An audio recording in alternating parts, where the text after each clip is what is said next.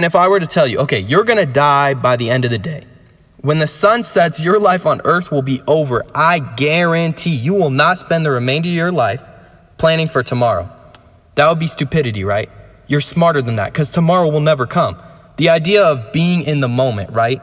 Truly in the present, not too far into the future, not too far into the past, but directly in the now.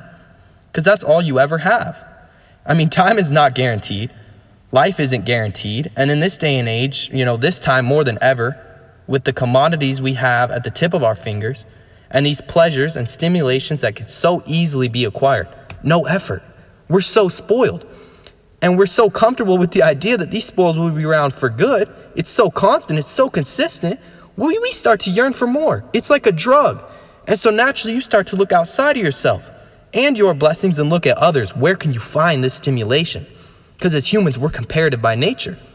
That's our way of determining how we fare versus others in our society or community. But you don't compare yourself to the poor or the less fortunate. I mean, why would you? Why would a junkie looking for drugs be in a place that he knows is desolate of the stimulation he's seeking? You know who has what you want.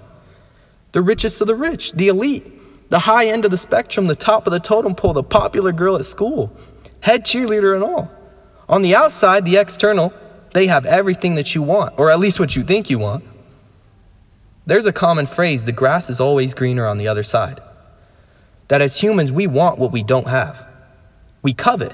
But what happens when you do this is you don't appreciate what's directly in front of you. Try taking away a toy that hasn't been touched in years from a little kid. They will throw a fit. They never appreciated the toy until it was taken away from them. Now it's their favorite toy. It's funny how this works. The grass is always greener. You look over the fence and focus your attention entirely on the greenness of their grass. And of course, everything looks better from far away, but you don't focus on the worms or the mold on their side of the fence, which is not in your field of vision and never will be as long as you're on the other side of it. All you see is the perfection of their patch of grass. Social media is the same way. Everyone's best pictures, thought out responses, deleted comments, it's the side of yourself that you can control the entirety of how society will view you. It's the ego, and it sounds amazing on paper, right? Although what shines is not always gold, but why not take the risk? So as you start to focus on others' opinions and lifestyles that you're viewing the quote-unquote perfection of, as they are to you, you can't help but reflect back to yourself. I mean, we are comparative by nature, right? Then a funny thing starts to happen. You start to compare yourself with yourself. And I mean, who better than yourself to judge yourself? You can be honest with yourself, can't you? But what about the lies on social media? The pretty you, the good side. You can't have the half without the whole.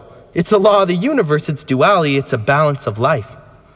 Even in Christianity, the world was and is so wicked and evil that the most perfect and good being had to come down as a sacrifice for humanity. It's the balance of life. It's a law God created, and as a fair God, even he plays by the rules, so you are no exception. So here comes the ugly. You have the realization that you have been so fake that you don't know what's real. It's fitting, right? You don't even know yourself. Then you start to revert to the past and think about the life you used to have, that you were so happy.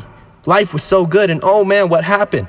The grass is always greener. Then you get so caught up in comparison to others and to yourself that you fail to realize what's directly in front of you. Until years pass and you look back at the time and think to yourself that you were so happy and life was so good, and oh man, what happened? And it's a cycle you don't want to get caught up in. The grass is always greener. Because naturally energy will flow where attention goes. And if your energy is constantly flowing outside of yourself and your environment, then you're setting yourself up for failure. You are digging yourself a hole on your side of the grass, by the way, and you're so focused on the other side that you fail to nurture the side that's truly you. And so I would say that grass that you focus on is always greener. It's a matter of perspective.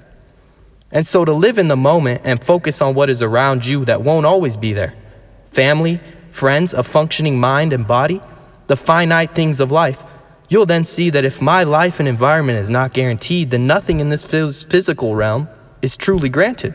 Because what's the stimulation without the stimuli? To appreciate the grass beneath your feet is to be in the now, which to me is to have peace.